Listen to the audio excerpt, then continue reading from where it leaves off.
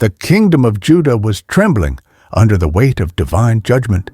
Jerusalem, once adorned with the glory of God's temple, was now surrounded by the armies of Babylon.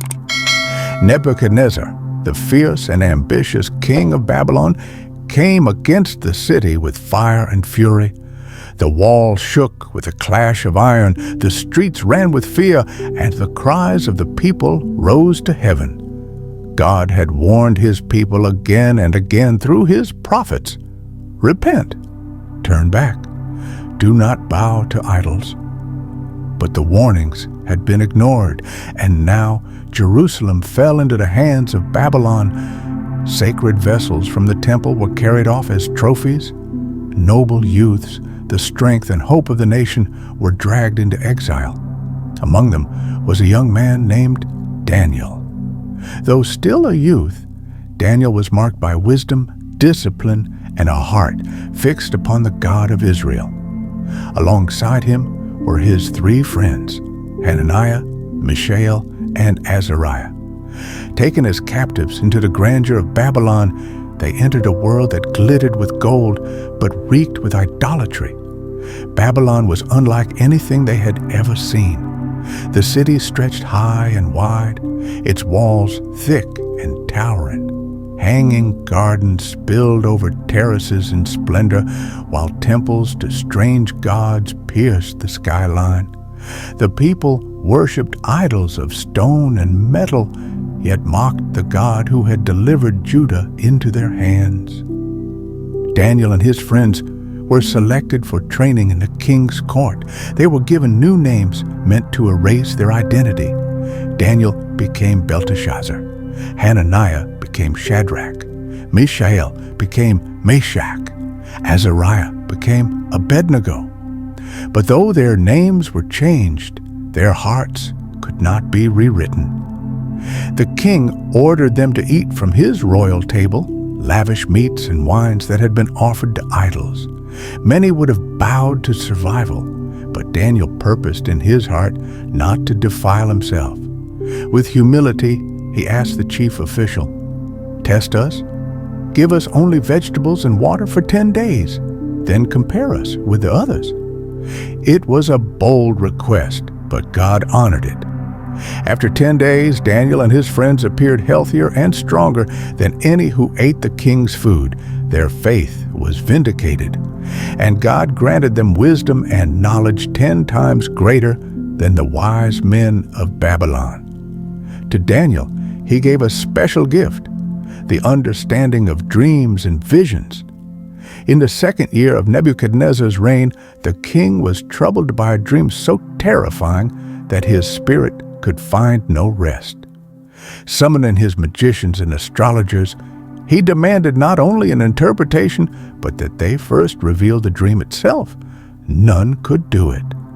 In fury, Nebuchadnezzar ordered all the wise men of Babylon to be executed. Daniel sought the Lord in prayer. That night, in a vision, God revealed the mystery. With thanksgiving, Daniel praised him. Blessed be the name of God forever and ever. He reveals deep and hidden things. He knows what lies in darkness, and light dwells with him. Daniel 2:20-22. Daniel was brought before the king. With calm boldness he declared, "No wise man, enchanter, or magician can explain this mystery, but there is a God in heaven who reveals mysteries. He has shown you what will take place." Then Daniel spoke of the dream, a great statue, its head of gold, chest of silver, belly of bronze, legs of iron, and feet of iron mixed with clay. Suddenly, a stone cut without hands struck the statue, shattering it. The stone became a great mountain, filling the whole earth. The interpretation shook the king. Daniel explained, "You, O king, are the head of gold. After you shall arise another kingdom, and then a third, and then a fourth, strong as iron. But in the days of these kings, the God of heaven will set up a kingdom that shall never be destroyed." Nebuchadnezzar fell on his face before Daniel, declaring, "Surely your God is the God of gods and the Lord of kings." Daniel was exalted, placed over the province of Babylon, while his friends were set in high positions. But pride still lingered in Nebuchadnezzar's heart. He built a colossal golden image and commanded all to bow before it. When the music sounded, the people fell in worship, except for Shadrach, Meshach, and Abednego. Furious, the king summoned them. "Bow or be cast into the fiery furnace. What God will deliver you from my hand?" Their reply was firm and fearless. "O king, we do not need to defend ourselves. If we are thrown into the furnace, the God we serve is able to deliver us. But even if he does not, we will not bow to your image." The furnace was heated 7 times hotter, so hot that the flames consumed the soldiers who threw them in. Yet as Nebuchadnezzar looked, he trembled. "Did we not cast 3 men bound into the fire? But I see 4 men walking unbound, and the 4th looks like the Son of God." Not a hair of their heads was singed. Not even the smell of fire clung to them. The king proclaimed, "Blessed be the God of Shadrach, Meshach, and Abednego, who has delivered his servants." Years later, Nebuchadnezzar dreamed again, this time of a mighty tree that reached to the heavens, sheltering the nations, until a heavenly messenger declared it would be cut down. Troubled, he called Daniel. With sorrow, Daniel explained, "O king, the tree is you. You shall be driven away, dwelling with the beasts, until you acknowledge that the Most High rules over the kingdoms of men." Prideful still, Nebuchadnezzar boasted, "Is this not great Babylon that I have built?" And even as the words left his lips, judgment fell. He was driven into the wilderness, living like an animal, his hair growing like eagle's feathers and his nails like claws. At the end of the appointed time, he lifted his eyes to heaven. His reason returned, and he praised the Most High. His dominion is everlasting. None can stay his hand. His kingdom was restored, but his heart was changed. After Nebuchadnezzar, his son Belshazzar rose to power. One night, in drunken arrogance, he held a great feast. He commanded the holy vessels from the temple in Jerusalem to be brought, and he and his nobles drank wine from them, praising their idols of gold and stone. Suddenly, the king's laughter froze. A mysterious hand appeared and wrote upon the plaster of the wall, "Mene, Mene, Tekel, Parsin." Terror gripped him. None of his wise men could read it, but the queen mother remembered Daniel, now aged but still faithful. Daniel was summoned. With fearless words he declared, "You have lifted yourself against the Lord of heaven. You have been weighed in the balances and found wanting. Your kingdom is divided and given to the Medes and Persians." That very night, Babylon fell. Belshazzar was slain, and Darius the Mede took the throne. Under Darius, Daniel was again exalted, made one of 3 governors over the empire. His integrity shone so brightly that his enemies could find no fault in him, except in his devotion to his God. They conspired and tricked the king into signing a decree. For 30 days, none could pray to any god or man except Darius. Anyone who disobeyed would be cast into the lion's den. Daniel knew the decree, yet as always he opened his windows toward Jerusalem, and 3 times a day he knelt and prayed, giving thanks to God. Dragged before the king, he was accused.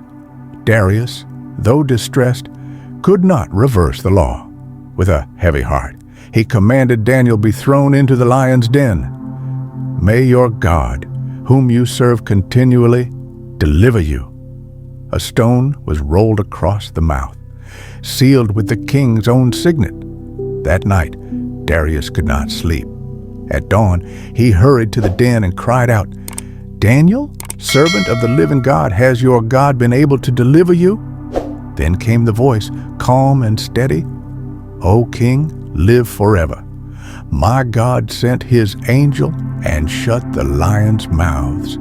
They have not harmed me, for I was found innocent in his sight." Daniel was lifted out unharmed, but his accusers were cast in, and before they reached the floor, the lions tore them apart. Darius declared to all nations, "The God of Daniel is the living God. His kingdom shall never be destroyed. He delivers and rescues. He works signs and wonders in heaven and on earth."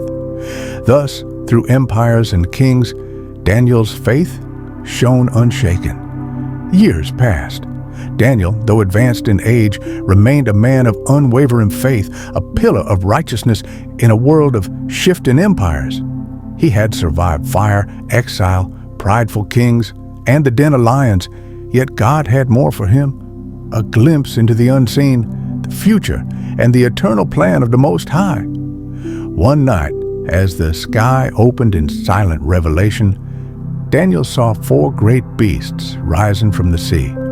Each was different from the others, one like a lion, another like a bear, a third like a leopard, and the fourth, dreadful and terrifying, with iron teeth and 10 horns.